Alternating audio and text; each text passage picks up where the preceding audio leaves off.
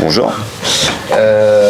C'est parti pour 2025, ce match de Brest, il y a le match de Montpellier qui arrive derrière, deux matchs importants pour bien lancer cette nouvelle année. Alors pas cette deuxième partie de saison techniquement, mais ça ressemble quand même à un nouveau départ quand même. Ouais, déjà bien commencer l'année à domicile, parce qu'on n'avait pas des super résultats à domicile en 2024, donc on espère faire mieux en 2025. Après il reste deux matchs pour bien commencer 2025, mais surtout pour bien finir la première partie de saison, parce que pour l'instant on est plus ou moins dans les clous, donc à nous de continuer. Vous êtes fixé un objectif point à la fin de cette première partie de saison ou pas? Non, il n'y a pas d'objectif point. Après, on sait que pour se maintenir plus ou moins, il faut tourner un point par match. Donc, vous faites le calcul. Si on arrive à 17 points à la fin de la première partie de saison, on sera dans les clous. Est-ce qu'au-delà de ça, au-delà de ces deux matchs, vous vous projetez un peu plus loin, parce qu'il y a quand même un hiver avec quasiment tous vos concurrents directs d'ici le mois de mars. Est-ce que vous avez remarqué ça? Oui, bien sûr qu'on l'a remarqué. Après, nous, franchement, on prend match après match. Après, oui, bien sûr que les matchs contre les concurrents directs, ça sera important. Mais c'est surtout là, déjà, Brest bien commencer et essayer de prendre les 3 points à la maison. Tu parlais de bien aussi commencer à domicile. Vous mettez l'accent tout de suite là-dessus. Ça va être aussi un espèce de fil rouge aussi sur les matchs à venir pour vous. On sent que c'est important aussi. Ouais, débloquer ça aussi. Bien sûr que c'est important. On a envie aussi de gagner, d'avoir des victoires à la maison, de fêter avec les supporters comme on l'a fait contre Saint-Étienne par exemple. On sait que le maintien aussi passe par des bons résultats à domicile.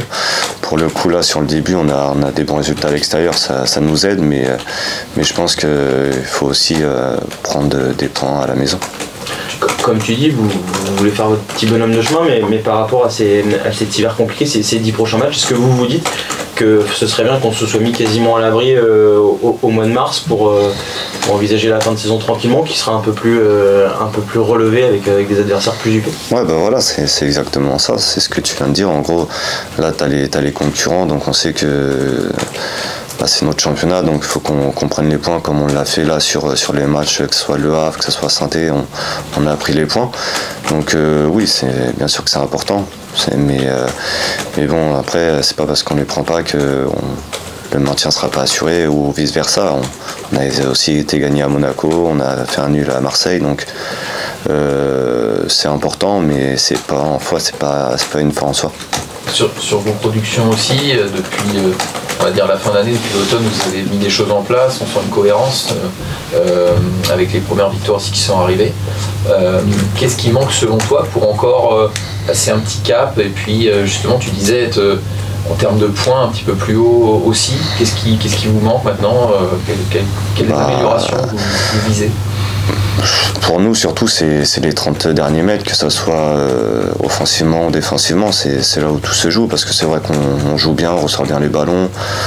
Au milieu de terrain, on n'est pas mauvais, mais après, voilà, on n'a pas beaucoup de frappes de loin, on n'a peut-être pas autant de centres qu'on voudrait, on ne se crée pas autant d'occasions dangereuses qu'on voudrait. Donc, bien sûr qu'en 2025, ça sera objectif d'être un peu plus dangereux offensivement, mais aussi défensivement. On a aussi du boulot à faire, donc ça va être solide dans les deux derniers tiers du terrain. Qu'est-ce qui manque justement, notamment offensivement? Enfin, vous avez mis le doigt là où ça fait mal. Quelles sont les solutions, les remèdes?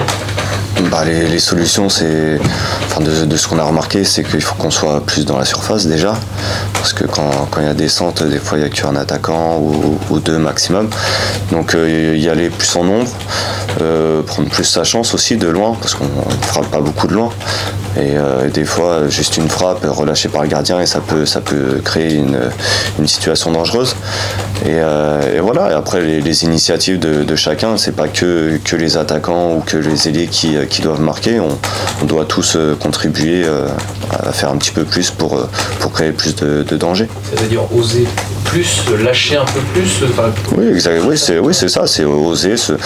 Après, je sais pas se lâcher parce qu'on n'est pas non plus crispé dans le match, mais oui, se dire que quand il y en a un joueur devant nous, on va en 1 contre 1, puis après on voit ce qui se passe. Enfin, tenter, voilà, c'est le maître mot, tenter plus. Tu penses que vous jouez avec le frein à main des fois ou Non, c'est ce que je dis, on n'est pas crispé, mais on veut peut-être trop bien faire. Donc des fois, quand on veut trop bien faire, on veut pas prendre trop de risques pour pas perdre le ballon et trucs comme ça. Non, on s'est dit, faut oser, quand il y a possibilité de centrer, même si c'est qu'un joueur, il faut centrer, on sait jamais, le défenseur peut se trouver, le gardien peut se trouver. Enfin voilà, il faut apporter beaucoup plus de ballons dans la surface pour créer plus de danger.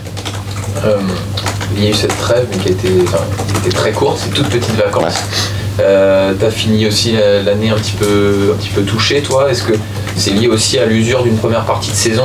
Et du coup, cette coupure, est-ce qu'elle était entre guillemets suffisante pour un peu recharger les batteries pour toi ou même globalement, hein? Ouais, après pour moi, oui, c'est vrai qu'à la fin j'étais un peu fatigué.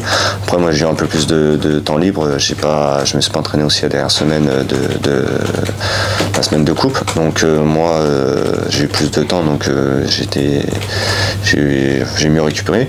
Après pour les autres, je pense que ça leur a fait du bien. Bien sûr que si on aurait pu avoir un peu plus de jours, ça aurait été mieux, mais au moins on n'a pas perdu au niveau du physique, donc d'un côté c'est un bien pour un match.